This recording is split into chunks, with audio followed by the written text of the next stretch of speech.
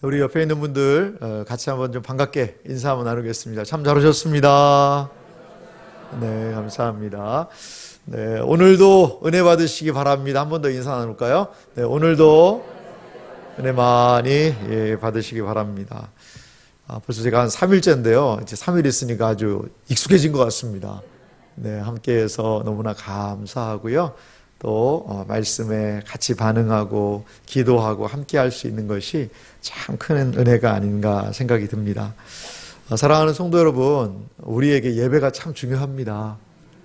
예배자로 일평생 살 수 있는 모든 분들이 되시기를 간절히 소망합니다. 우리에게 교회는 또 얼마나 중요합니까? 교회가 아무것도 아닌 것 같지만 주님께서는 교회를 통하여 지금도 오늘도 주님이 오시는 그날까지 교회를 사용하셔서 하나님의 뜻을 이루어 나가실 줄 여러분 믿으시기 바랍니다. 그렇습니다. 우리 제일교회를 통하여 이 지역사회와 하나님의 놀라운 은혜의 역사가 이곳에 이 지역을 넘어 많은 분들에게, 많은 영혼들에게 있어지기를 간절히 소망합니다. 이 모든 우리에게 변화의 일, 역사 감당하기 위해 오늘 저는 마지막으로요, 한 가지 더 주제를 사랑하는 성도님들과 나누고 싶어요. 그것은 바로 기도라는 주제입니다. 그리스도인들에게 기도가 얼마나 중요한 일일까요? 기도에 대한 제 책이 하나 있는데요. 그 책에서 목사님은 이렇게 기도를 이야기하시더라고요. 한번 이 말씀이 동의가 되나 한번 잘 들어보시기 바랍니다. 제가 몇 부분을 읽어드릴게요. 기도는 인간적이면서 성스러운 행위이고 신비이면서 일상에서 경험하는 실제적인 것이다. 기도는 하늘과 땅을 연결하는 것이다. 신앙은 기도만큼 간다. 신앙의 깊이는 기도의 깊이다. 인생은 기도보다 앞서갈 수 없다. 기도를 넘어선 삶은 없다. 기도의 자리는 대개 치열한 전쟁터를 방불한다. 아무리 힘들고 어려워도 기도를 포기하지만 않으면 소망이 있다. 삶을 바꾸려면 기도를 바꾸면 된다. 다른 어떤 것보다 기도가 먼저다. 인생의 혁명은 기도에서 시작된다. 기도는 하나님과의 접속이다. 하나님과의 독대다. 바울은 쉬지 말고 기도하라고 했다. 기도 없이 살 수 없다는 뜻이다. 기도의 갈증은 당신의 백성에 대한 하나님의 부르심이기도 하다. 성경은 기도의 책이다. 기도를 빼면 성경은 밋밋한 이야기책이 되고 만다. 믿음의 세계는 기도와 함께 간다. 믿음의 강화는 기도의 강화다. 신앙이 늘 쳇바퀴 돌듯 제자리 걸음이고 추상적인 것에 머무는 이유는 기도의 자리에서 불이 붙지 않기 때문이다. 신앙은 기도의 맛이 익어갈 때 깊어진다. 여러분 좀 동의가 되십니까? 그렇습니다. 우리 신자에게 기도란 이런 것입니다. 이 책 가장 위대한 일 기도라는 이규현 목사님이 쓰신 책인데요. 참 기도에 관한 주옥 같은 말씀 또 도전을 우리에게 주고 있다라는 생각이 들었습니다. 여러분 그렇습니다. 기도는 무엇입니까? 우리는 영적인 호흡이요, 하나님의 능력을 경험할 수 있는 것, 그것이 바로 기도지요. 기도한 만큼 사는 겁니다. 기도를 능가하는 삶을 우리는 감당할 수 없다라는 겁니다. 누가복음에는요, 예수님의 많은 기도들이 다른 복음서보다도 풍성하게 드러나는 것을 우리가 볼 수 있습니다. 누가복음에서 나타난 수많은 기도가 있지만 그 중에서도 오늘 우리가 읽었던 이 예수님의 감람산의 기도, 다른 복음서에는 이것을 겟세마네 동산의 기도다라고도 말씀하는 이 예수님의 마지막 그 기도만큼 이 누가복음에서 예수님의 중요한 기도는 없다는 것을 우리 생각해 볼 필요가 있습니다. 사실요, 예수님은 기도하실 필요가 없는 분 아닌가요? 예수님은 우리의 기도의 대상이 되시는 분 아닌가요? 그런데 예수님은 이 땅에 계실 때 기도가 없으면 살 수 없는 사람처럼 그렇게 사셨다라는 거죠. 오늘 이 겟세마네 동산에서, 이 감람산에서 하신 예수님의 기도, 이것을 통하여 우리도 예수님처럼 기도하고 예수님의 기도의 뒤를 따라갈 수 있는 우리의 생애와 삶이 되기를 주님의 이름으로 간절히 소망합니다. 오늘 성경을 같이 말씀을 나누면서요, 그러면 먼저는 살펴볼 것은요, 예수님이 기도하신 상황, 그것이 과연 어떠한 상황이었는가, 그것을 먼저 살펴보기 원합니다. 예수님이 기도하신 상황은 과연 어떠한 모습이었을까요? 누가복음 22장 39절 말씀 보니까 이렇게 말씀합니다. 예수께서 나가사 습관을 좇아 감람산에 가심에 제자들도 좇았더니, 이렇게 말씀하세요. 예수님께서요 나가셨어요. 어떻게 해요? 습관을 좇아 어디로 가셨다는 거죠? 감람산에 가셨다라고 말씀합니다. 왜 예수님은 감람산에 가셨을까요? 거기에서 기도하셨다는 거죠. 여기에 습관이라는 단어가 상당히 좀 중요한 단어 같아요. 습관적으로 기도하는 것은 문제가 있는 것 같아요. 그냥 뭔 말인지도 모르고 그냥 습관적으로 하는 것 말이죠. 그냥 습관적으로 계속 무엇인가를 하는 것은 마음이 실리지가 않는 것이죠. 우리의 기도는 마음을 실어야 됩니다. 그런데 습관적으로 그냥 하던 대로 달마다 그냥 무엇인가 주문을 외우듯 하는 기도는 하나님께 온전한 기도는 분명히 아닐 거예요. 그런데 기도의 습관, 그것은 너무나도 중요하다라는 거죠. 예수님은요 습관을 좇아 습관을 따라 기도하셨다라는 겁니다. 우리가 감람산의 기도에 대해서 알고 있습니다. 겟세마네 기도에 대해서 알고 있습니다. 이 겟세마네의 기도가 마친 이후에 예수님은 잡히시고, 그리고 그 밤에 모진 여러 신문을 당하시고, 그 다음날, 이게 목요일 밤이거든요. 그 다음날 금요일에 예수님은 십자가에 달려 죽으셨다라는 거죠. 그러면 이 감람산의 기도의 상황은 어떤 상황입니까? 바로 예수님이 이 땅에 육체를 입고 사시는 마지막 밤이에요. 마지막 날 밤이라는 거죠. 예수님의 이 습관을 조차 하던 기도는 예수님의 매우 특별한 상황 앞에서도 기도할 수 있도록 하셨다라는 거죠. 그렇습니다. 내일이면 십자가에 달려 죽어야 되는 마지막 밤입니다. 인류를 구원하기 위한 십자가의 고난 앞에서, 이러한 특별한 상황 앞에서도 예수님이 일상적인 기도를 유지할 수 있으셨던 그 이유는 무엇입니까? 바로 예수님은 기도의 습관을 따라 기도하셨기 때문이라는 겁니다. 여러분,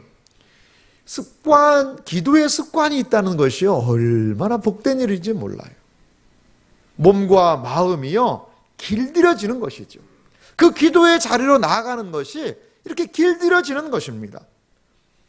여러분, 기도가 습관이 되면요, 어떤 기도를 하기 위해서 분위기, 막 여건을 막 조성하고 만들어야 되는 그러한 수고로움을 뒤로 하고 바로 기도할 수 있는 거죠. 많은 사람들은 생각합니다. 고난의 때에 나는 기도할 수 있을 거야. 지금은 뭐 평탄하고 일도 없고 한데 기도 제목도 없는데 무슨 기도를 하나라고 생각할 수도 있습니다. 그런데 그건 오산이에요. 고난의 때에 기도하기 위해서는요, 특별한 상황에 기도하기 위해서는 일상적인 상황들을 기도로 채워나갈 때 고난의 때에 더욱더 온전히 기도할 수 있다는 것을 여러분 믿으시기 바랍니다. 기도의 습관은 이렇게 우리로 하여금 특별한 상황에서 기도할 수 있는 에너지의 소모를 더 적게 하는 것 같아요. 예수님의 일상에 대해서 누가복음은 이렇게 좀 소개를 하고 있습니다. 누가복음 1장 37절 말씀에 보니까요, 예수님의 일상에 대해서 이렇게 소개하는데요. 같이 읽어보겠습니다. 함께 읽습니다. 예수께서 감람원이라 하는 산에서 쉬시니. 보십시오. 예수님의 일상이 있습니다. 낮이면 성전에서 가르치셨어요. 밤이면 나가 감람원이라는 산에서 쉬시니. 감람원이라는 산에 밤에 나가서 예수님 뭐 하면서 쉬셨을까요? 기도하신 것 같아요. 기도하신 것 같아요. 낮에는 말씀 전해주시고 밤에는 산에 가서 또 기도하시고. 38절은 이어서 말합니다. 모든 백성이 그 말씀을 들으려고 이른 아침에 성전에 나아가더라. 이게 예수님의 일상이었어요. 예수님은 이러한 일상을 반복해서 감당하셨고, 낮에 가서 성전에서 가르치시고, 밤이 되자 이제 그 제자들과 함께 이 감람산에 오셔서 기도하고 계셨습니다. 그렇습니다. 이것이 예수님의 일상생활이었습니다. 그 밤을 기도로 채우셨던 거죠. 그래서 지금 이 시간에도 늘 하시던 그 자리, 습관을 따라갔던 그 자리에 나와서 예수님은 그 자리에서 기도하셨습니다. 심지어 그 예수님이 기도하던 자리를 누구도 알고 있었어요? 예수님을 팔아먹는 가롯 유다도 알고 있을 정도입니다. 예수님의 삶에는요, 이런 루틴, 규칙이 있었어요. 늘 기도해. 낮에 가서 백성들을 가르치시고 밤이면은 기도하시는 그런 기도의 습관이 예수님에게 있었던 것을 볼 수 있습니다. 사랑하는 성도 여러분, 우리에게 기도하는 자리가 있습니까? 우리에게 기도하는 시간이 있습니까? 하나님과의 친밀함을 누리는 그러한 시간, 그러한 장소가 여러분 있습니까? 우리의 일상은요, 너무나도 바쁘고 분주합니다. 여러분, 안 바쁜 사람이 있을까요? 안 바쁜 사람이? 조금은 좀 세상적인 말입니다만 이런 말이 있어요. 백수가 과로사했대요. 너무 바빠가지고. 여러분, 백수도 과로사하는 바쁜 시대를 우리 살아가고 있습니다. 기도의 시간, 하나님을 기억하는 시간, 하나님과의 친밀함으로 나아가는 그 시간을 확보하지 않으면요, 우리의 시간의 모든 것들을요, 그냥 다 뺏어가는 겁니다. 다 뺏어가는 겁니다. 뭐 좀 기도하려고 하면 까톡, 이게 뭔가, 이건 뭔가. 뭘 좀 이렇게 하려면 유튜브 알람, 미리 보기 이런 거 뜨고, 이건 뭔가. 집중하는 게 필요합니다. 집중하는 게. 하나님의 친밀함으로 우리의 일상들이 채워지는 그 기도의 시간, 기도의 자리가 필요하다라는 거지요. 그렇습니다. 여러분, 분주한 일상 속에서도 하나님께 기도하는 시간이 있으시길 간절히 소망합니다. 하나님을 찾아 나아가는 그 자리가 있으시기를 소망합니다. 예수님처럼 기도의 습관을 가지시는 여러분들이 되시기를 간절히 소망합니다. 그렇습니다. 예수님은 이러한 기도의 습관이 있었어요. 일상적인 예수님의 삶이 계속되고 있었습니다. 그런데 그 일상적으로 진행되는 날들 속에 오늘 예수님에게 어떤 날입니까? 육신의 몸을 입은, 인간의 몸을 입은 예수님의 마지막 밤이에요. 매우 특별한 날이지요. 일상적인 날들을 기도로, 하나님과의 친밀한 교제로 살아오신 예수님은 그 특별한 날까지도 그 모든 날들을, 그 특별함을 일상의 은혜로 지금 감당하고 계신 것을 볼 수 있습니다. 이 날이 얼마나 중요한 날인지 예수님은 누가복음 22장 40절에 이렇게 말씀하세요. 그곳에 이르러 저희에게 이르시되 시험에 들지 않기를 기도하라 하시고, 그곳, 예수님이 늘 기도하는 그곳, 거기에 이르러 저희들에게, 제자들에게 말씀하십니다. 시험에 들지 않기를 기도하라. 지금은 어떤 때입니까? 시험에 들 수밖에 없는 상황이라는 거죠. 시련이 기다리고 있습니다. 어려움이, 유혹이 이들을 기다리고 있습니다. 지금은 무엇보다도요, 기도해야 될 때이라는 거죠. 기도하게 되면 시련을 감당할 힘이 생길 줄 여러분 믿으시기 바랍니다. 시련을 감당할 믿음이 생깁니다. 기도는 시련을 만났을 때에 우리의 믿음을 지키게 한다는 거죠. 그래서 주님은요, 제자들에게 기도하라고 말씀하신 것이죠. 예수님의 이 땅의 마지막 그 잡히시는 그 시험의 때, 그날에 시험에 들지 않도록 이 제자들은 깨어서 기도해야 했다라는 거죠. 하지만 이들은요, 기도하지 못하잖아요. 기도하지 못하자 어떻게 됐습니까? 믿음에서 멀어져 버렸습니다. 주님을 떠나고 말았다는 거죠. 베드로 보세요. 졸다가 기도하지 못하니까 예수님을 그 자리에서요 3번이나 부인해 버리잖아요. 믿음의 길이요, 내가 용기가 있다고, 내가 담력이 있다고, 내가 뚝심이 있지, 내가 어떤 사람인데 그런 건 만용으로 가지고 믿음을 감당할 수 없다라는 거예요. 기도해야 시험을 이길 수 있음을 여러분 기억하시기 바랍니다. 예수님은요 분명히 다가오는 시험을 아셨어요. 그리고 그 시험의 상황을 인식하시고 제자들에게 그 상황을 알려주십니다. 그리고요, 예수님께서 이 시험의 때에 과연 그렇다면 어떻게 기도해야 할 것인가, 이 시험의 때를 어떻게 기도하며 감당해야 할 것인가를 예수님은요 몸소 보여주고 계셨다라는 거죠. 예수님은 이때, 이 시험의 때에, 이 유혹의 때에 그 마지막 밤을 어떻게 기도로, 어떻게 더 간절한 기도로 나아가셨을까요? 저는 예수님의 2가지의 큰 기도의 제목을, 기도의 모습을 보기를 원합니다. 먼저 예수님의 더 간절한 기도는요, 아버지의 원대로의 기도다라는 생각이 들어요. 예수님의 이 더 간절한 기도, 예수님께서 보여주신 그 마지막 이 세상에서의 유언과도 같은 그 기도, 그 예수님의 그 마지막 밤의 그 기도는요 어떤 기도입니까? 제자들에게 보여주신 그 기도는 아버지의 원대로, 내 뜻을 구하는 기도가 아니라 아버지의 원대로의 기도였다라는 거죠. 자, 누가복음 22장 오늘 읽었던 본문 말씀인데요, 41절을 한번 좀 같이 볼까요? 저희를 떠나 돌 던질 만큼 가서 무릎을 꿇고 기도하여. 예수님의 기도의 모습입니다. 이게 돌 던질 만큼이라는 거니까 한 얼마 정도일까요? 뭐 퐁당퐁당 돌을 던지다, 누나 몰래 돌을 던지자, 뭐 그 빨래터에서 돌 던지듯이 뭐 한 20-30m, 물론 뭐 세게 던지면 멀리도 던지겠습니다만 그냥 뭐 이렇게 돌을 툭 던지면 한 20-30m, 조금 더 많으면 30-40m 정도 되는 거리 아니겠어요? 이건 뭘 얘기하냐면 무슨 기도를 하는지 조금만 소리가 크면 들릴 수 있는 거리죠. 그리고 지금 뭐 조금 멀리에서 보일 수 있는 그런 거리 아닐까요? 그런 상황입니다. 그런데 그 자리에서 예수님은 무릎을 꿇고 기도하셨다라고 이야기합니다. 예수님의 기도의 내용을 누군가 제자들이 아마도 정신이 조금 들었을 때 엿들었던 것 같아요. 그래서 성경은 이렇게 예수님의 기도를 남겨놓고 있습니다. 42절 말씀은 같이 읽어볼까요? 함께 읽습니다. 가라사대 아버지여, 만일 아버지의 뜻이여든 이 잔을 내게서 옮기시옵소서. 그러나 내 원대로 마옵시고 아버지의 원대로 되기를 원하나이다.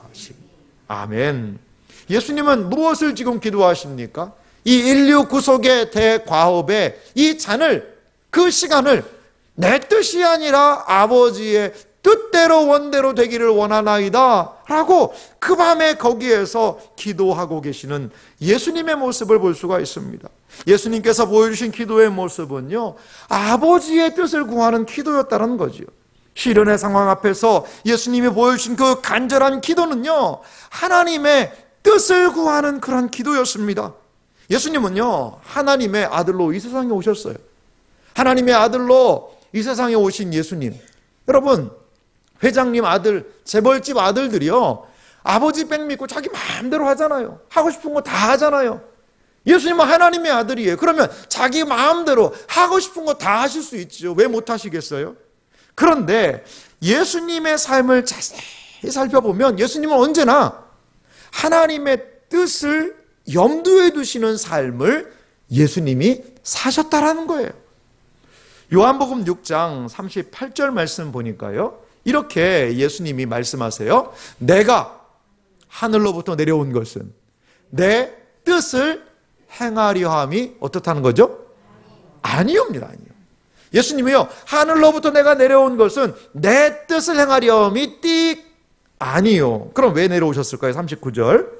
나를 보내신 이의 뜻을 행하려 함이니라. 아멘. 나를 보내신 이의 뜻, 아버지 하나님의 뜻을 행하러 내가 이 세상에 왔다 라고 예수님은 말씀하고 계십니다. 그렇습니다. 예수님의 모든 삶은 철저하게요, 하나님의 뜻을 구하는, 하나님의 뜻을 따르는 삶으로 움직이고 있는 것을 볼 수 있어요. 예수님의 기도는 바로 이러한 하나님의 뜻을 다시 한번 기억하고 그분의 뜻을 그 마지막 순간까지도 따르기 위한 기도였다라는 겁니다. 사랑하는 성도 여러분, 우리는 기도에 대해서요, 얼마나 많은 오해가 있는지 모르겠어요. 기도를 통해서 우리는 우리의 계획, 우리의 뜻을 이루려고 노력하지 않습니까? 이런 말이 있어요. 지성이면 감천이다. 잘 보이면. 또 하늘은 스스로 돕는 자를 돕는다. 이렇게 해서 뭔가 그냥 열심히 지극정성으로 하면 지성이면 감천으로 무엇인가 하나님이 들어주실 것이다. 어떤 분은 그런 기도다. 하나님의 보좌를 흔드는 기도. 이거 엄청난 기도입니다, 여러분. 하나님 보좌에 앉아 계시는데 막 흔드는 거죠. 막 보좌를 흔들면 하나님이 막 아이고 어지럽다. 알았다. 내가 해주마. 이런 거를 기도로 생각하는 분도 계세요. 그래서 흔히 보통 뭐 요즘에는 그렇게도 안 합니다만 예전에 우리 선배들은 그랬잖아요. 가서 소나무를 하나 뽑아라. 소나무 하나 뽑으라니까 막 두꺼운 거 못하고 얇은 거 그냥 모종 그런 거 붙잡고 막 저 뜯고 오기도 하고, 이렇게 해서 뭔가가 내 뜻을, 물론 하나님 안에서 내 안에 불타오르는 그런 기도의 소망이 일어날 때가 있어요. 이 마음에 막 소원들이 일어날 때가 있죠. 하나님 앞에서 사생결단하면서 야곱처럼 기도해야 되는 때가 있어요. 그런데 우리가 기도자로서 더 먼저 앞서서 기억할 것은, 너희는 먼저 그의 나라와 그의 뜻을 구하라. 아버지 하나님의 뜻이 우리의 뜻보다도 앞선다는 것을 여러분 기억하시기 바랍니다. 오히려 내 뜻을 이루려고 하나님 이거 꼭 해주셔야 됩니다 라고 기도를 시작했는데요, 기도를 하면 할수록 그 뜻을 꺾고 주여 내 주여 뜻대로 하옵소서라고 그렇게 나아가는 기도가 할 때가 더 많더라는 거죠. 여러분, 그렇습니다. 기도가 우리의 계획, 우리의 뜻을 이루려는 거냐면요, 여러분 이런 거 어떻게 생각하세요? 소원 성취, 취업 성공, 사업 번창, 만사형통. 여러분 어디서 많이 보던 거 아닙니까? 제가 어느 지나가다 보니까 이게 어디에 붙어 있냐면요, 어느 절에 붙어 있더라고요. 절에. 여러분 옆에 우리 송주사가 있잖아요. 송주사에 가서 소원 성취, 취업 성공, 사업 번성, 만사형통, 그거 기도하는 사람이나 그 송주사 옆에 있는 우리 교회 와서 소원 성취, 만사형통, 사업 번창, 취업 성공 이런 거 기도하는 거랑 이게 무슨 차이가 있냐는 거죠. 어떤 측면에서 세상 사람들이 볼 때는 야 똑같은 거 아니냐? 이렇게도 볼 수 있다는 거죠. 예수님이 마지막에 우리에게 남겨주신 그 기도의 모습이 그럼 무엇을 보여주고 계실까요? 예수님은 철저하게 내 뜻을 관철시키는 기도가 아니라 끝까지 하나님이 주신 사명을 받들고 하나님의 뜻을 따르는 기도로 나아가고 있다라는 거죠. 그러면 예수님이 어떻게 하나님의 뜻을 따라서 이렇게 기도할 수 있었을까요? 왜냐하면 이 하나님의 뜻을 따른다는 것은 내 뜻을 꺾어야 되거든요. 이 내 본성을요 억눌러야 되거든요. 예수님이 하나님의 뜻을 따라 기도하실 수 있었던 가장 중요한 이유는 바로 예수님이 하나님을 뭐 하셨을까요? 믿으셨어요. 신뢰하셨어요. 하나님에 대한 신뢰가 있으시니까 그 하나님의 뜻을 구하며 하나님의 길을 인정하며 하나님이 원하시는 그곳으로 내 뜻을 꺾고 나아갈 수 있게 되더라는 거죠. 하나님 아버지에 대한 믿음이 있기 때문에 내 생각과 내 계획보다 더 크고 위대하신 하나님의 뜻이 있다는 것을 기억하는 것입니다. 사랑하는 성도 여러분, 하나님의 뜻을 구하는 기도는 하나님에 대한 철저한 신뢰, 하나님에 대한 철저한 믿음에서 나온다는 것을 여러분 믿으시기 바랍니다. 우리의 기도의 대상이 되신 하나님, 과연 그분은 어떤 분이십니까? 마태복음 6장 30절부터 보면 이렇게 예수님은 하나님 아버지를 소개해 주십니다. 오늘 있다가 내일 아궁이에 던져지는 들풀도 하나님이 어떻게 해요? 이렇게 입히시거든 하물며 너희일까 보냐 믿음이 적은 자들아. 오늘 있다가 내일 아궁이에 던져주는 무엇도 하나님이 키우세요? 들풀도요. 들풀.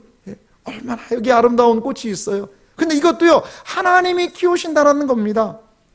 31절은 이어서 말합니다. 그러므로 염려하여 이르기를 무엇을 먹을까? 무엇을 마실까? 무엇을 입을까 하지 말라. 32절은 같이 읽읍시다. 이는 다 이방인들이 구하는 것이라. 너희 천부께서 이 모든 것이 너희에게 있어야 할 줄을 아시느니라. 할렐루야. 그렇습니다. 여러분, 하나님의 뜻을 구한다는 것은 이겁니다. 하나님의 뜻을 쫓아 나아가면요 망하는 거 아니에요. 예수님이 드신 비유는 뭐냐? 앞에서는 공중에 나는 뭘 보라? 새를 보라. 들의 백합화를 보라. 이 들풀을 보라는 거죠. 자, 공중에 나는 새. 여러분, 새를 누가 키웁니까? 새를 누가 키울까요? 새를 키우는 건 하나님이세요. 하나님이세요. 공중에 새가 날아간다면 그 새를 키우는 누구를 바라봐야 돼요? 하나님을 바라볼 수 있어야 되는 거예요. 하나님. 그래서요, 종교개혁자 마르틴 루터는 새를 뭐라고 그러냐? 새가 여러분들의 선생님이 되게 하십시오. 이런 얘기를 했어요. 믿음이 없는 사람들은 누구를 봐야 돼요? 새한테 물어봐야 돼요. 새한테. 새야, 너는 누가 키워주니? 그걸 물어봐야 돼요. 마음이 답답하고 힘이 들고 어려울 때는 여러분, 우리 신자들은 어디로 가야 될까요? 어디로 가야 될까요? 북한산이라도 올라가야 됩니다. 북한산. 그러면서 소나무 하나를 붙잡고 이렇게 해야 돼요. 소나무야, 넌 누가 키워주냐? 누가 키워주냐? 만약에 여러분 집에서 어떻게 식물 키우는 거 좀 좋아하세요? 예, 얼마나 집에서 화분 하나 키우는 거 좋아요. 그거 해서 화분에서 꽃도 피우고 하면요 정말 그거 대단한 거 아니겠어요? 그런데 여러분, 집에서 화분 하나를 잘 키우는 게 여러분 쉬울까요? 어려울까요? 쉽진 않습니다. 참 어려워요. 어떤 분은 그게 뭐가 어려워? 물만 주면 지가 알아서 커. 그거는 잘 하는 분 얘기고. 이게 참 화분 하나 키우기가 쉽지 않아요. 만약에 우리 의제일교회 성도님들에게 우리 교회 뒷산에 한 1000평 정도 되는 그 지역에 그 나무, 소나무들이나 이런 거를 이제는 교회 성도들이 물 줘서 키우십시오. 교인들이 돌보지 않으면 다 죽습니다. 그러면 그거 여러분 쉬울까요? 어려울까요? 어떻겠어요, 여러분? 우리가 물 안 주면요 소나무 말라 죽고요. 뭐 걸음 안 주면 그거 죽는다고 생각을 해보세요. 엄청 어려운 일일 거예요. 그런데 어때요? 북한산에 빼곡히 나무들이 자라고 있잖아요. 누가 키우시는 거죠? 하나님께서요 그거를 키우고 계시는 거예요. 만약에요 이 예수님의 마태복음 6장의 말씀을 뒤집어서 얘기하면 온 하늘에 모든 새들이 다 죽어 없어진다면 우리 이 말씀 우리 의심해도 좋아요. 하지만 한 마리라도 새가 살아있다면 하나님께서 새를 돌보듯이 우리도 돌보심을 믿으시기 바랍니다. 북한산에 모든 나무가 다 사라지고 없어진다면 여러분 그 말씀 의심해도 좋아요. 아니 의심하면 안 되겠네요. 왜 북한산만 있어요? 여기 옆에 얼마나 많은 나무들이 있습니까? 나무들이 모두 없어지고 이 들에 하나님이 돌보시는 들풀들이 다 없어진다면 이 말씀 의심해도 좋아요. 하지만 북한산에 나무들이 살아있고 소나무가 살아있고 풀들이 자라고 있다면 그들을 하나님이 돌보시듯이 우리도 하나님이 그의 뜻대로 돌보시는 하나님의 자녀라는 것을 여러분 믿으시기 바랍니다. 그렇습니다. 이게 바로 기도예요. 이 하나님에 대한 신뢰예요. 당장은 죽을 것 같죠. 이 문제 해결 안 되면 나 죽을 것 같아요. 그래서 막 조바심이 납니다. 하지만요, 우리 아버지 하나님의 손에 우리의 모든 일생이 달려있다는 것을 여러분 기억하시기 바랍니다. 신자의 능력이 어디에서 나옵니까? 믿는 사람의 능력이 어디에서 나옵니까? 바로 하나님의 뜻에 순종하고 아버지 하나님을 인정하고 그 아버지 하나님의 뜻을 따라 나아갈 때에 거기에서 우리 믿음의 백성들의, 거기에서 하나님의 백성들의 능력이 나옴을 여러분 믿으시기 바랍니다. 이렇게 아버지 하나님의 뜻을 의지하며 순종하며 나아가는 여러분들이 되시기를 주님의 이름으로 소망합니다. 그렇습니다. 신자의 능력은 순종 안에 있어요. 아버지의 뜻을, 아버지의 원대로의 기도 가운데 우리의 기도에 힘이 있다는 것을 여러분 기억하셔야 해요. 예수님이 보여주시는 이 더 간절한 기도의 모습은요, 보니까 두 번째로 보니까요, 이게 예수님이 씨름 기도를 하고 계세요. 씨름 기도. 예수님이요 더 간절히 기도하시는데 오늘 예수님의 이 기도는요 씨름하는 그런 기도입니다. 씨름하는 기도. 누가복음 22장 44절 말씀을 보면 이 씨름 기도가 등장을 하는데요, 같이 읽어보도록 합니다. 예수께서 힘쓰고 애써 더욱 간절히 기도하시니 땀이 땅에 떨어지는 핏방울 같이 되더라. 아멘. 자, 예수님의 기도의 모습을요 한 제자가 보았는지 이렇게 기록합니다. 힘쓰고 애써 더욱 간절히. 이 수식어가요 4개나 붙었어요. 기도라는 것 안에. 힘쓰고 애써 더욱 간절하게. 그냥 간절하게 하면 안 됩니다. 간절하게. 그렇게 기도하시니 어떻게 됐어요? 이 땀이 막 땀이 났는데요, 이 땀이 땅에 떨어지는 뭐같이 됐다는 거죠? 핏방울 같이 됐다는 거예요. 핏방울. 그래서 에이 어떻게 땀이 피가 되나. 근데 이제 역사적으로 보니까 이게요 극도로 막 힘이 들고 공포가 있고 어려울 때는요 이 안에 있는 실핏줄 모세혈관이 터져버린대요. 모세혈관이 터져서 땀하고 같이 섞여 나올 기도한다고 그러네요.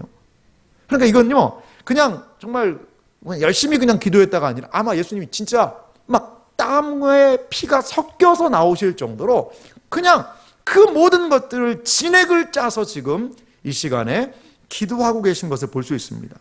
여기 힘쓰고 애써라는 원어의 의미를 좀 살펴보니까요, 운동선수가 그 운동 경기에 이기려고 막 힘을 쓰는 거죠. 힘을 쓰는 거. 여러분 씨름 선수들이 씨름하는 거 한번 보신 적 있죠? TV에서 막 그냥 그 힘을 써서 삿바 싸움을 하고요. 그 선수들이 딱 삿바 잡고 일어섰는데도 봤더니 막 땀이요 막 뚝뚝뚝 떨어지더라고요. 얼마나 힘을 주고서는 그 상대방을 잡고 있는지요. 그런 의미예요. 힘쓰고 애쓰다가. 그리고요 힘쓰고 애쓰다는 말은 군인이 전쟁에서 사력을 다해서 하는 거죠. 여러분 전쟁터가 어떤 자리죠? 내가 잘못하면 죽는 자리입니다. 전쟁터에서 슬렁슬렁하고 놀고 그러면요 그런 분들은 빨리 돌아가십니다. 여러분 전쟁터에서요 뭐 정신 바짝 차리고 내가 다른 사람이 그 전쟁에서 잘못하면요 목숨을 잃어버릴 수 있는 자리라는 거죠. 그렇습니다. 군인이 목숨에 달린 전장에서 죽을 힘을 다해 싸우듯이 운동선수가 온 힘을 다해서 경기를 감당하듯이 예수님의 기도는 이러한 전쟁을 치르는 군인처럼 치열한 운동 경기에서 온 힘을 기울여 씨름하듯이 온 힘을 기울여 지금 기도하고 계시는 예수님의 모습입니다. 여러분 그렇습니다. 이것이 바로 감람산에서 보여주신 예수님의 씨름 기도였어요. 그런데 사실 예수님은 이렇게 씨름기도 하지 않으셔도 되는 분이거든요. 그런데 왜 예수님이 이렇게 사력을 다하여 온 힘을 다하여 이렇게 기도하신 이유가 과연 무엇일까요? 첫 번째로 예수님이 이렇게 기도하신 이유인데요. 그것은 예수님은 기도로 십자가에서 순종하셨다라는 거죠. 이렇게 예수님이 씨름의 기도를 하신 그 이유는 무엇이냐? 이 기도를 통하여 그 다음날 지게 될 십자가의 순종을 내다본 기도라는 거예요. 예수님의 기도는요, 다른 말로 하나님의 뜻에 철저하게 순종하기 위한, 순종을 위한 몸부림이 바로 이 씨름의 기도였다는 거죠. 여러분, 하나님의 뜻에 순종하는 것이 어렵습니까? 쉽습니까? 여러분, 순종하는 게 쉬워요? 어려워요? 그래요, 어렵죠. 예. 목소리가 엄청 커지네요. 많이 어려우신 것 같아요. 그래요. 하나님의 뜻에 순종하는 게 쉽지 않아요. 여러분, 사춘기 자녀들이요, 사춘기 자녀가 부모의 말을 잘 듣습니까? 안 듣습니까? 잘 안 듣잖아요. 잘 안 들어요. 그러니까 가만히 두면 오히려 하는데 엄마가 야 이것 좀 해라 그러면 더 오히려 안 해버려요. 안 해버려요. 여러분, 사이가 좋지 않은 부부, 남편이 아내한테 무슨 말을 하면 아내가 순종 안 합니다. 안 합니다. 아내가 그럼 남편에게 뭔 얘기를 하면 이 남편도 순종 안 합니다. 안 합니다. 우리의 본성은요, 우리의 인간의 본성은 불순종이 더 가까워요. 우리의 인간 본성은요, 이 보폐한 본성은 불순종이 더 땡기는 거예요. 불순종은 항상 그 방향으로 가려고 그래요. 순종을 위해서는요, 내 뜻을 꺾고 하나님의 뜻을 받아들이는 그런 과정이 필요하더라는 거죠. 감람산에서 예수님이 보여주신 이 씨름의 기도는요, 우리에게 주신 교훈인데요, 무엇이냐? 순종하시는 예수님의 이 몸부림을 보여주는 거예요. 여러분, 순종이 쉽지가 않습니다. 어떻게 순종할 수 있습니까? 기도해야.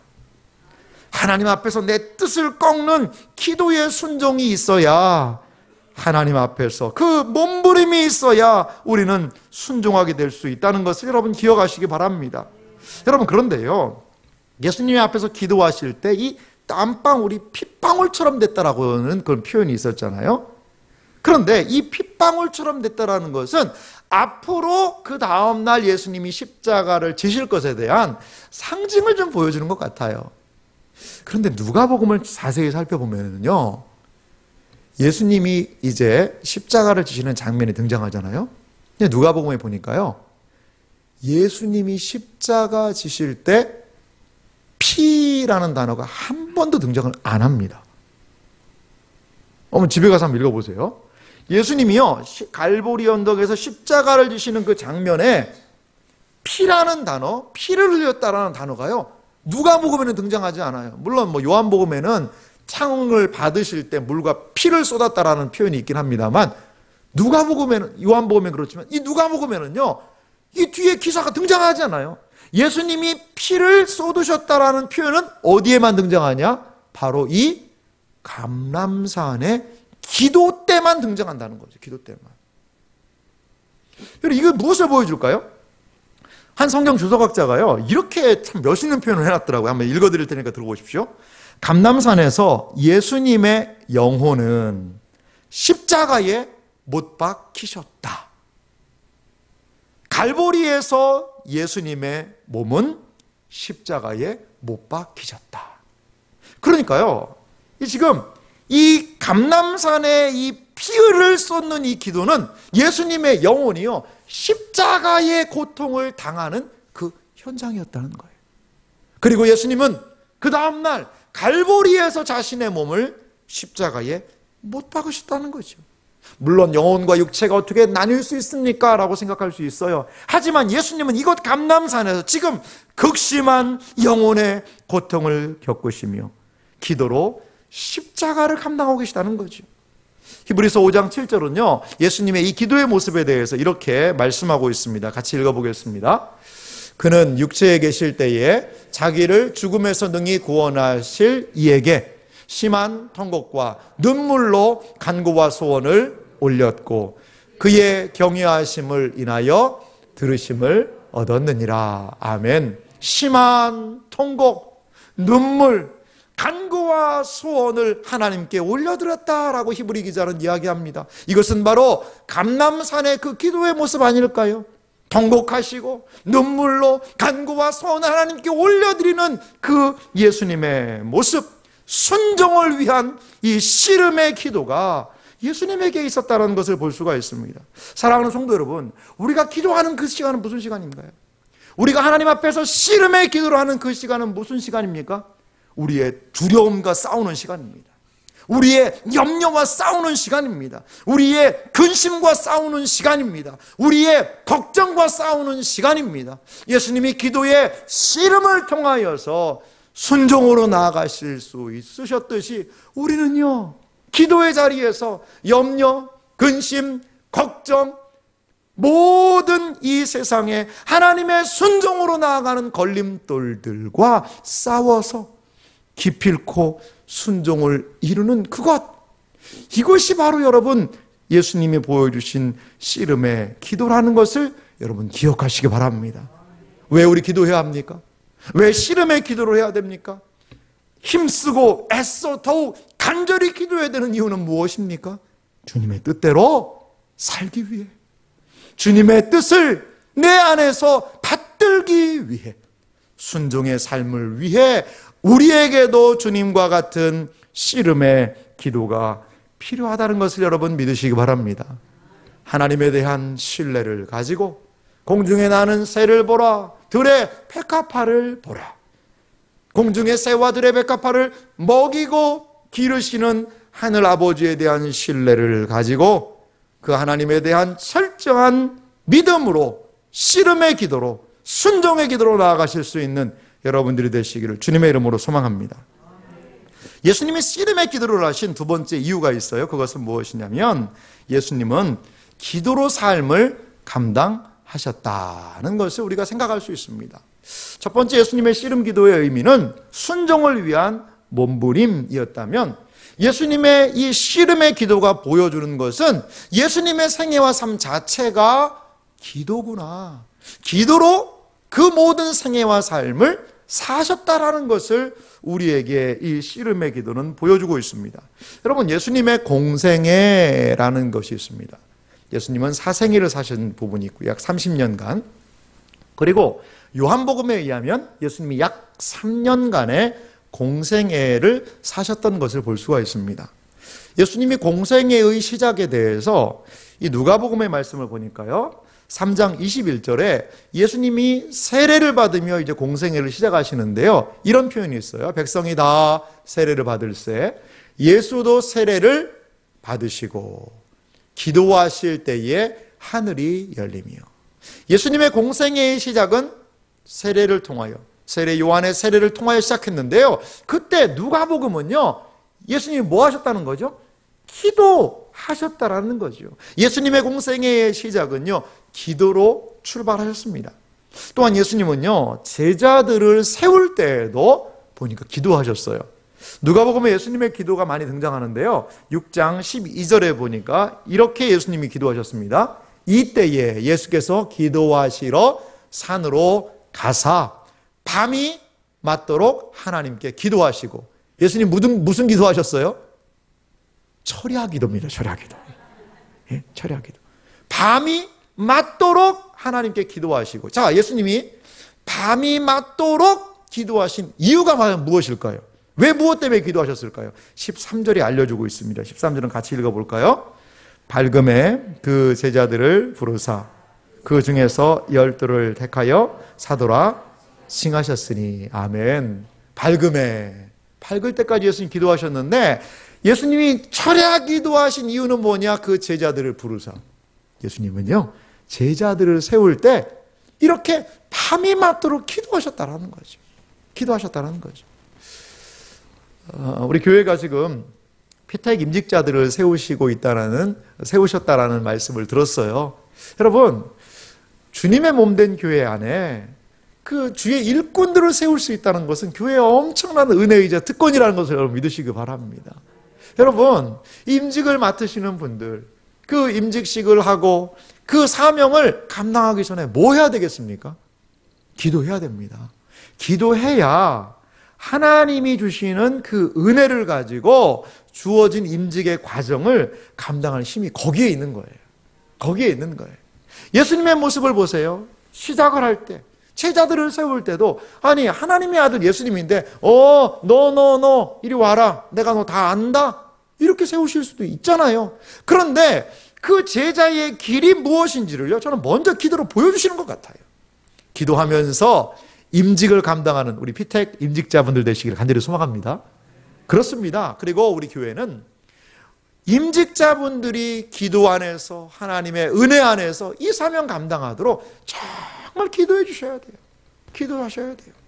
그렇습니다. 예수님은 이렇게 생애를요, 많은 날들을 기도로 채우고 계셨어요. 누가복음 23장 46절에 보니까요, 예수님의 이 땅에서의 마지막 장면이 등장을 합니다. 자, 예수님의 이 땅에서의 마지막 장면은 어떤 모습이셨을지 십자가상에서의 기도의 내용인데요, 46절 말씀 같이 읽겠습니다. 예수께서 큰 소리로 불러 가라사대 아버지여 내 영혼을 아버지 손에 부탁하나이다 하고 이 말씀을 하신 후 운명하시다. 아멘. 예수님의 십자가의 마지막 기도는 무엇이었습니까? 아버지여 내 영혼을 아버지 손에 부탁하나이다. 뭐죠 이게? 기도입니다. 기도. 세례를 받으며 공생애를 시작하셨던 그 우리 주님은 그 마지막 십자가에서 온 힘을 짜내어 하늘 아버지를 향하여 기도로 생을 마감하셨던 것을 우리는 성경을 통하여 볼 수 있습니다. 예수님은 기도가 없는 삶을, 기도 없이는 살 수 없는 것처럼 그 모든 삶을 기도로 채우셨습니다. 십자가를 지기 바로 전날 밤 그때에도 예수님은 그래서 이렇게 그의 삶을 기도로 채워나가고 계신 것이지요. 여러분, 십자가 위에서 기도하기 원한다면, 나도 십자가 위에서 기도하고 싶다라는 생각이 든다면 먼저 십자가 아래에서 기도해야 될 줄 믿습니다. 시련의 때에 여러분 기도하기 원하십니까? 시련과 어려움의 때에 내가 큰 믿음으로 기도하리라 라고 생각하십니까? 그렇다면 시련이 없을 때 기도해야 합니다. 시련과 위기가 왔을 때 하는 기도는요, 불을 끄는 기도예요. 불을. 왜냐? 지금 내 상황이 급하잖아요. 그러니까 불만 확 끄는 기도입니다. 시련 때 하는 기도는. 하지만 시련이 없는 일상에서 하는 기도는 무슨 기도냐? 집을 짓는 기도예요. 집을 짓는 기도. 이게 무슨 말입니까? 시련이 오고 환란이 와도 넘어지지 않는 집을 세워놓으면 시련의 때에도 그 기도로 너끈히 감당하게 될 수 있을 줄 여러분 믿으시기 바랍니다. 급한 불만 끄는 기도가 아니라 집을 짓는 기도로 시련이 와도 넉넉하게 감당할 수 있는 그 기도로 예수님처럼 기도할 수 있는 우리 모습이 되기를 간절히 소망합니다. 그렇습니다. 감람산에서 보여주신 예수님의 씨름의 기도는 기도의 삶으로 우리의 일생에 도전하고 계시다는 거죠. 존 칼빈은 이렇게 얘기했어요. 우리가 왜 하나님께 기도하느냐? 기도를 통하여 온갖 좋은 것이 하나님께 우리로부터 우리에게 온다는 것을 믿기 때문이다. 기도할 때 하나님께서 온갖 우리에게 좋은 것으로 채워주시고 우리에게 주어진 삶을 감당할 수 있도록 하시기 위하여 예수님은 우리의 기도의 본을 보여주신 줄 믿습니다. 그래서 히브리서 5장 8절과 9절은요, 예수님의 그 삶에 대해서 이렇게 말씀하셨어요. 8절인데요. 그가 아들이시라도 받으신 고난으로 순종함을 배워서. 자, 그가 하나님의 아들이셨어요. 하지만 그 받으신 모든 고난의 여정, 그것을 통과하면서요, 순종하셨다는 거죠. 무엇을 통하여? 기도를 통하여 하나님의 뜻을 구하며 그 모든 고난의 여정이 있었지만 예수님은 결국에 순종하셨다라는 거죠. 히브리서 5장 8절은 우리에게 이어서 말합니다. 함께 읽겠습니다. 온전하게 되셨은즉 자기를 순종하는 모든 자에게 영원한 구원의 근원이 되시고. 할렐루야. 자기를 순종하는 모든 자에게 영원한 구원의 근원이 되셨어요. 그것은 무엇이냐? 예수님의 순종의 길을 따라가는 심령, 예수님처럼 순종하며 기도하는 그 심령들에게 주님께서는 영원한 구원의 근원이 되심을 믿으시기 바랍니다. 예수님처럼 순종합시다. 예수님처럼 기도합시다. 예수님처럼 씨름합시다. 예수님처럼 기도하며 하나님의 뜻을 따라 걸어나갈 수 있는 우리 모두가 되기를 주님의 이름으로 축원합니다. 하나님께서요, 때로 우리의 삶을요, 이 씨름의 기도로 내모실 때가 있는 것 같아요. 저는 저희 부친이 목회를 하셨습니다. 목회를. 그런데 목회 이전에 저희 부친은 사업을 좀 하셨었습니다. 사업을 하셨어요. 제가 한때는 사장님 아들이었습니다, 여러분. 좀 이렇게 좀 귀티가 나지 않습니까? 사장님 아들. 예. 사장님 아들이었죠. 그랬는데 하나님께서 우리의 가정을 부르셨습니다. 제가 원래 대전이 고향인데요. 대전에서 부친도 사업을 좀 건실하게 잘 감당하셨었는데, 그런데 다 그런 사업을 정리하시고 저희 가정이 전라남도 진도라는 섬으로 개척을 가시게 된 거예요. 참 그때 부모님이 그냥 대전에서 거기서 그냥 개척하셔도 될 텐데 왜 멀리까지 가셨나. 나중에 봤더니 저희 부친 사무실에 오신 어떤 분이 그 진도 얘기를 하더래요. 진도. 자기가 그 진도라는 섬에 갔다 왔는데 이렇더라. 그러니까 그게 마음에 탁 꽂히셨던 것 같아요. 그 섬에 물어봤더니 거기 좀 교회가 있습니까? 물어봤더니 별로 없던 것 같은데요. 그래서 아는 친구분과 그 진도를 무전여행을 한 거예요. 이렇게 무전여행을 하고, 그리고 한 동네에 가봤더니 그 동네에 몇 분이 사랑채에서 예배를 드리고 계셨대요.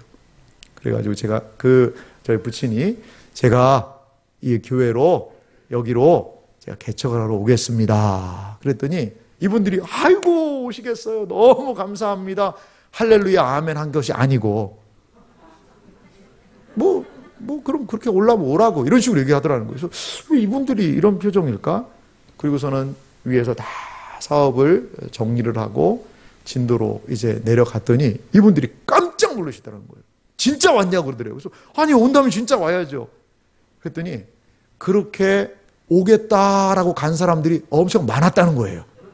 근데 온 사람은 당신밖에 없다라는 거죠. 그래서 거기에다가 밭을 일궈가지고요. 그것도 중장비도 없으니까 삽으로 밭을 일궈서 천막 치고 교회를 개척을 했습니다. 천막을 치고. 많은 하나님의 은혜가 있었어요. 거기 안에도.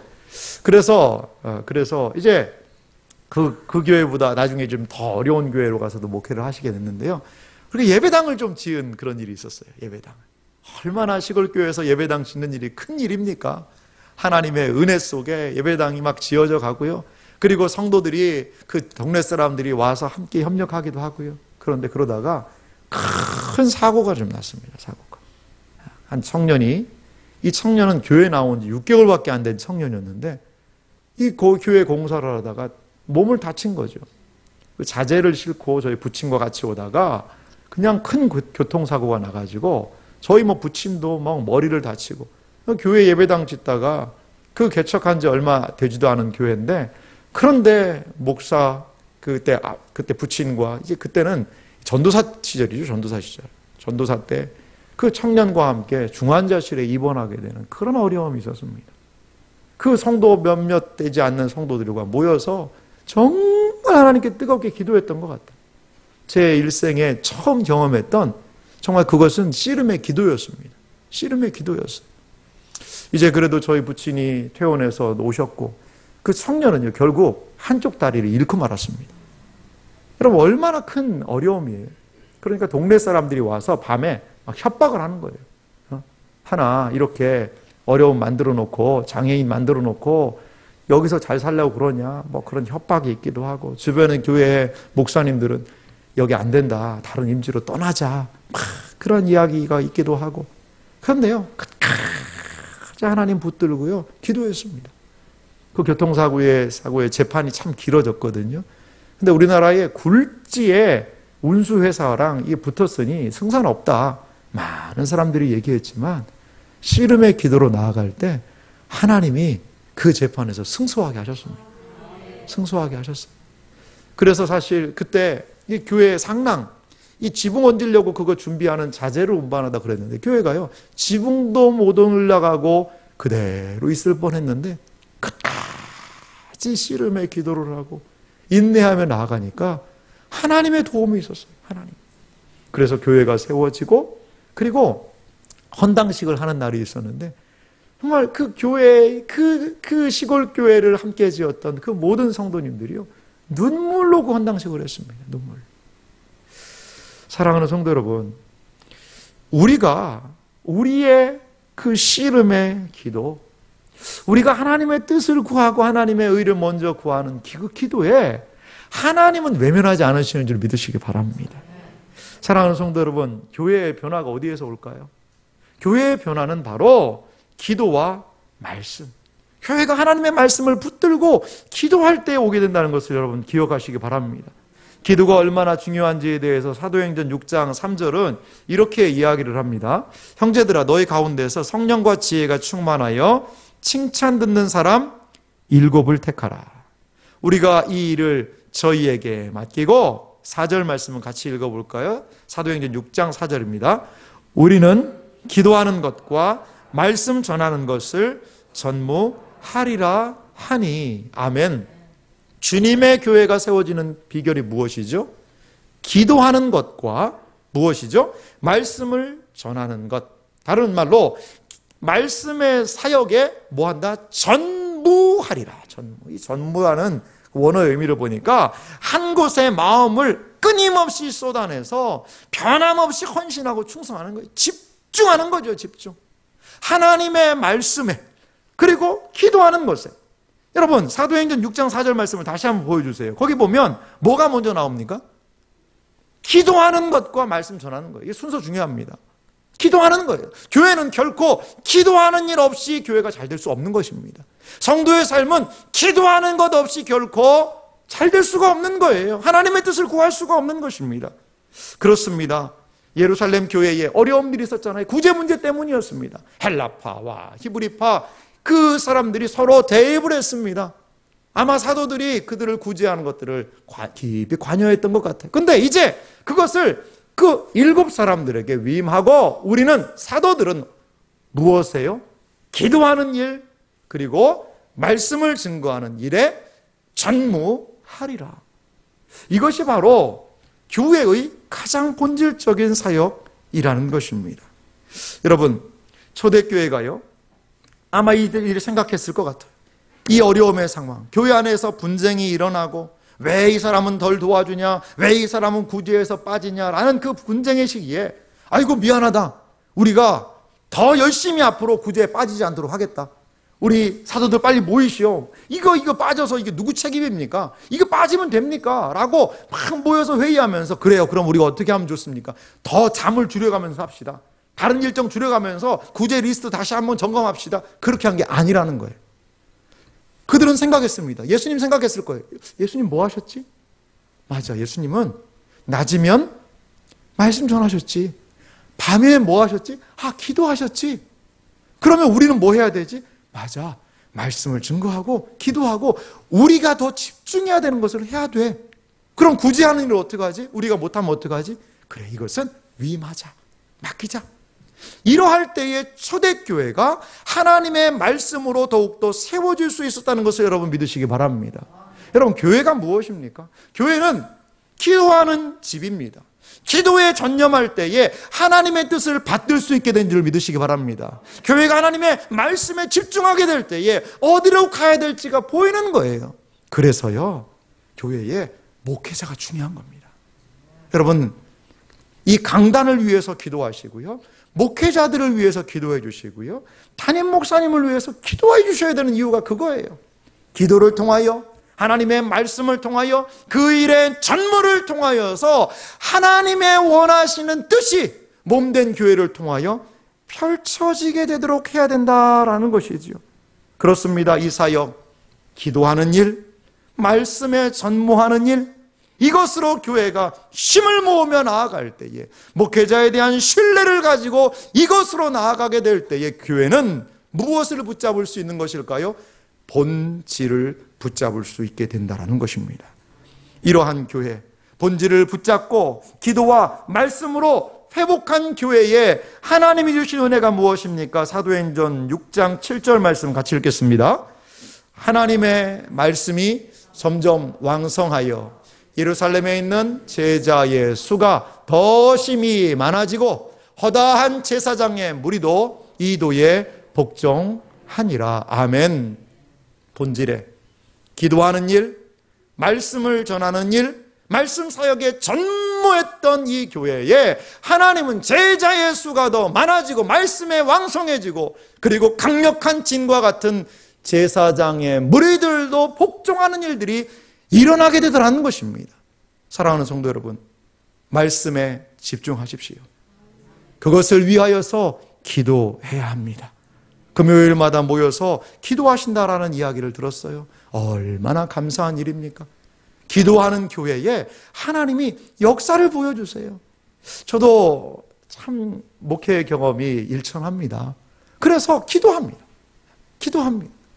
저희 교회는요, 금요 기도를 마친 다음에 우리 장로님들하고 우리 교육자들하고요, 이 강단에 올라와서요, 여기서 2차 기도를 또 합니다. 2차 기도.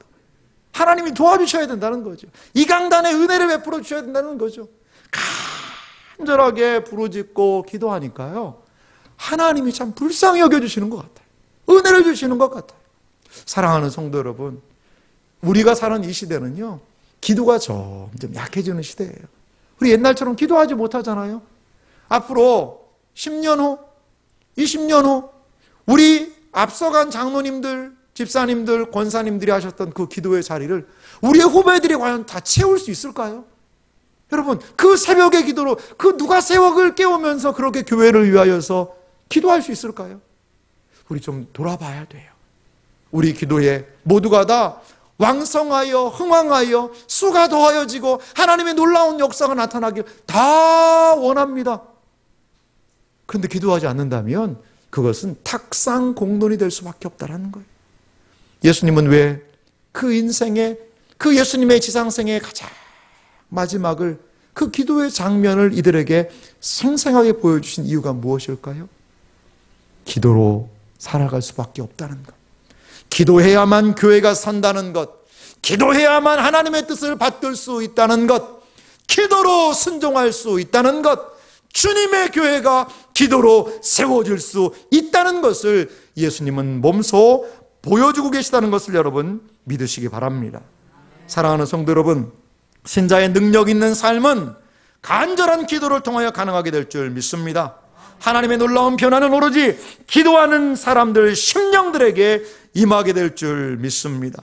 교회는 예수님의 제자들이 말씀 사역과 기도에 순종했던 것처럼 기도가 우선순위입니다. 기도가 먼저입니다. 기도가 세워지지 않으면 순종의 삶을 감당할 수가 없습니다.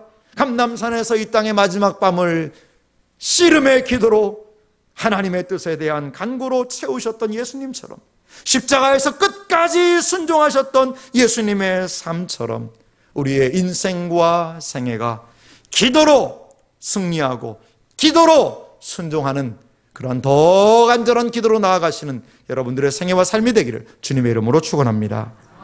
우리 이 시간